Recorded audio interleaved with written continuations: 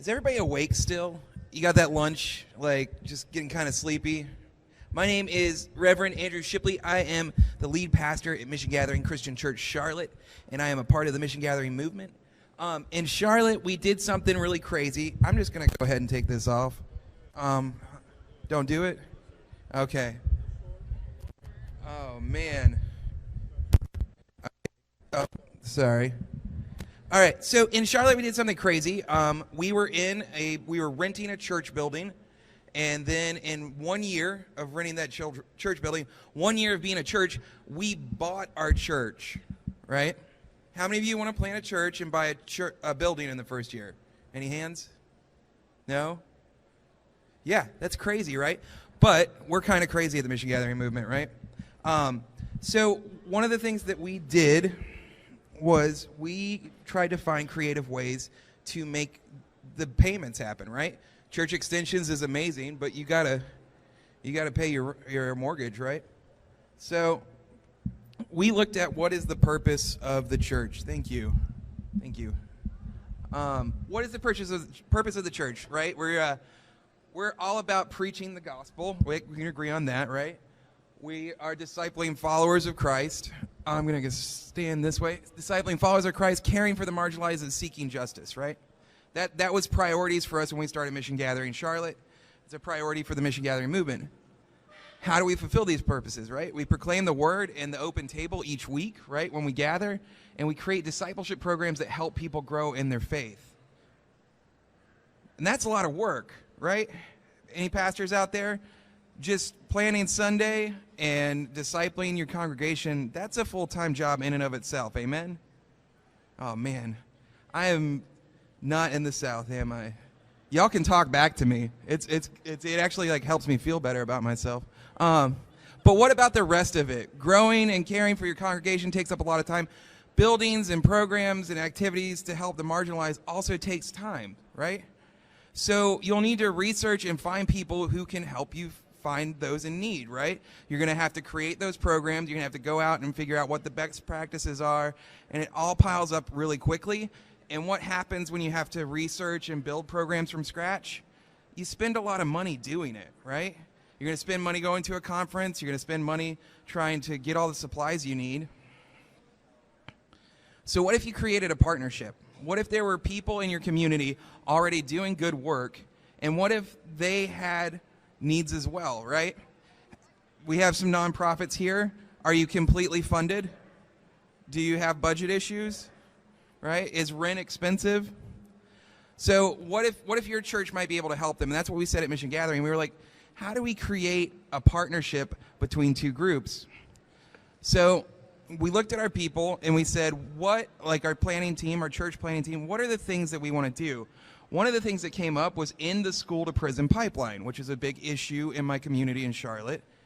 Help the homeless, support LGBTQ community, contribute to lowering violence in our low-income neighborhoods, and to provide fresh produce for food deserts, right? So already our little church plant, like that has grown quickly, was looking at all these social justice issues. And we're doing all of those things now, right? We're working to stop the school to prison pipeline. We're getting people food. We're helping the homeless. But we've created partnership, which we call collective causes, right? Rather than reinventing the wheel, we sought out those who were already doing good works, that were already doing the stuff and trained in it, right? I am not a social worker. I have an MDiv.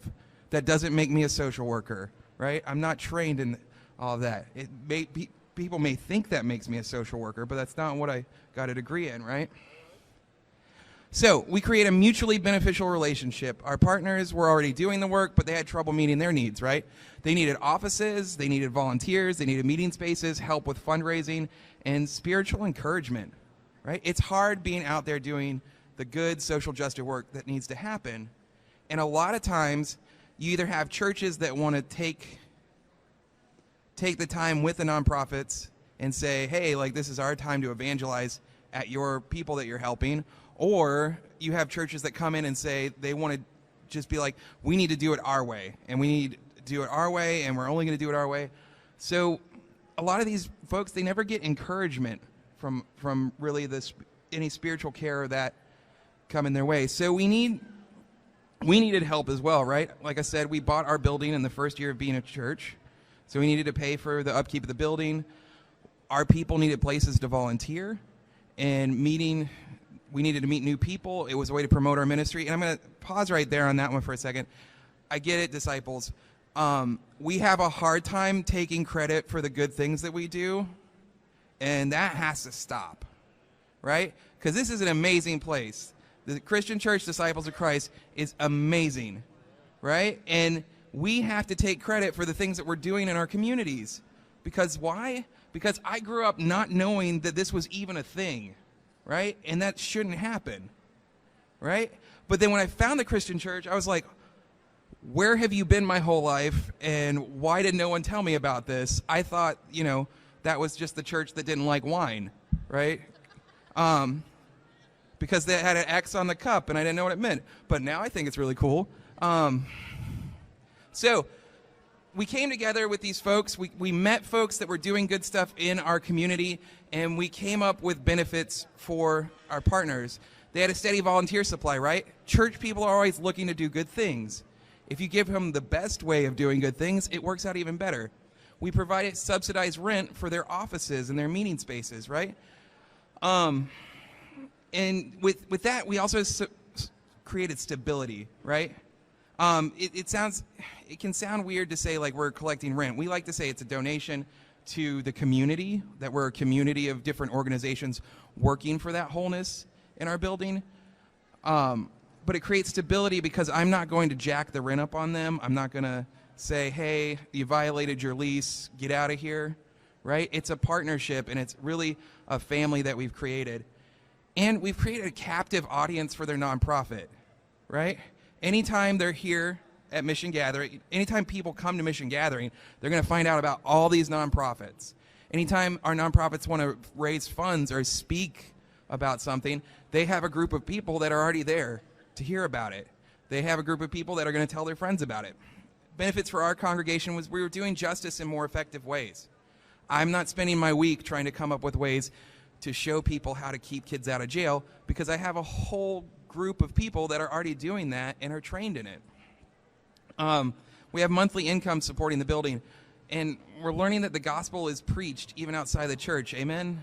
I heard that a lot today from people at MissionFest, that the gospel is best preached outside the church with what we are doing as disciples.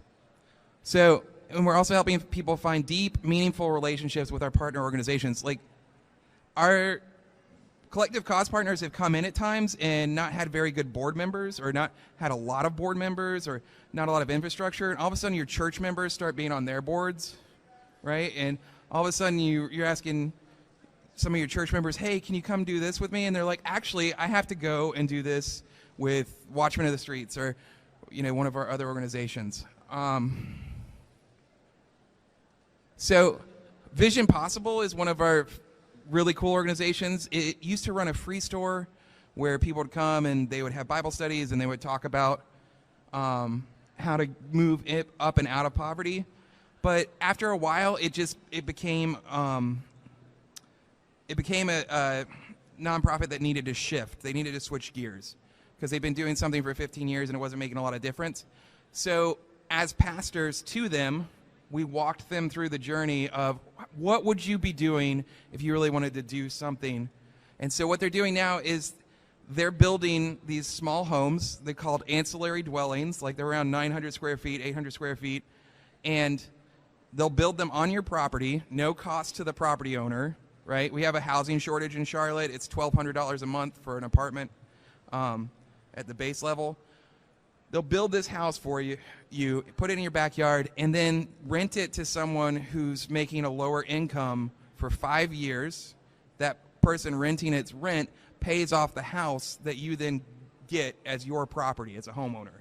So if you have a big backyard, you get one of these houses built. You're helping create workforce housing, right? We got to stop saying low-income housing.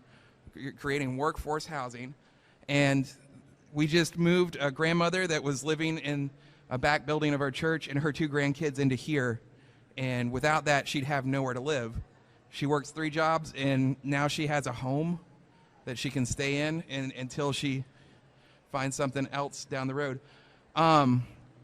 Partnerships take work and sacrifices, right? I don't want to paint like the rosiest picture here that it's easy, right? Because relationships are conflict. We all know that.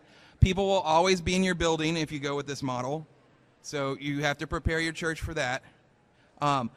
Partners will run into problems. Scheduling problems will happen. Rooms will be dedicated solely to your partners, right? Because you're giving them space. You're inviting them to be a part of your community, which means that sometimes, you know, the Sunday school room that grandma dedicated has to become something different. And you'll have to navigate conflicts both in the church with your partners and with your church members. So this is a really good opportunity for pastors to navigate how to work through conflict with your congregation and how to become people who can have confrontations with each other.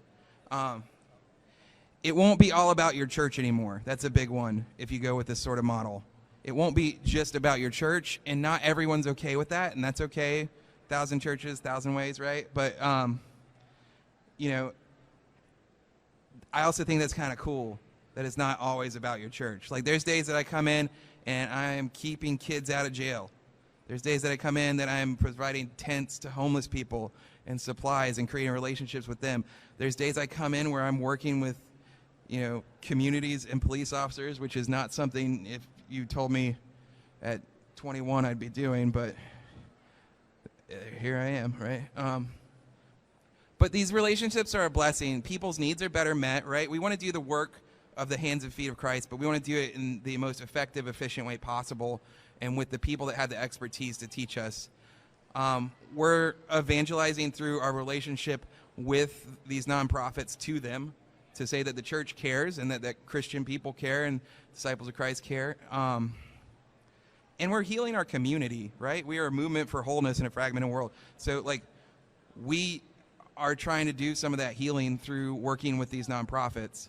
You will gain knowledge from these professionals, you know, and be ambassadors of the kingdom and all that good stuff.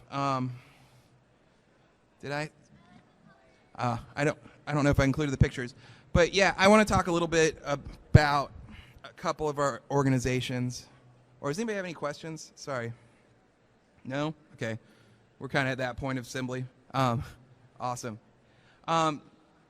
Yeah, our organizations, my organization that I'm most proud of that lives in our building is called Life Connections of the Carolinas. And when they came to us, they bounced around from office to office to office because they just didn't have the money to get there. And what they do is they work with the juvenile justice system in Charlotte and kids whose last chance it is before going into juvenile detention come for counseling. And I joke with them all the time that they took over the church, which is partially true but not always true. And they Tuesdays, Thursdays, and Saturdays, they counsel whole families, right? So here you have kids that are about to go to prison, which let's not even get into that, child going to prison. But they come in for counseling, and they're given a meal, right? And they're given a meal, and then after they get the meal, there's child care for the younger kids, and the parents are able to learn how to be parents, and the kids are able to learn how to be kids. And there's just some amazing stuff happening. And in the 3 years that we've had them with us, they've been able to take their program, which has the lowest recidivism rate for kids going back into the juvenile justice system for the Southeast, right? They've gone from 1 county to they're now in 8 counties of North Carolina, right? So what started as struggling to just get going in Charlotte, because they got stability, they got encouragement, and because we made that commitment to have that relationship with them, it is now in 8 counties. So 8 counties of children, instead of being punished, are learning how to be who they want to be and to grow up without the specter of prison hanging over them. And parents who are never parented themselves are learning the skills that they need to get more involved with their community and their kids. And it's really neat. So if you're ever in Charlotte, come stop by. The parking lot will probably be full, right? But, you know, come and visit. If you want to talk some more, email me, andrew@missiongathering.com. It's really a cool model to say, let's mutually support each other and let's build something together than just saying like, here's some free stuff once a month. So that's my spiel, and thanks, y'all.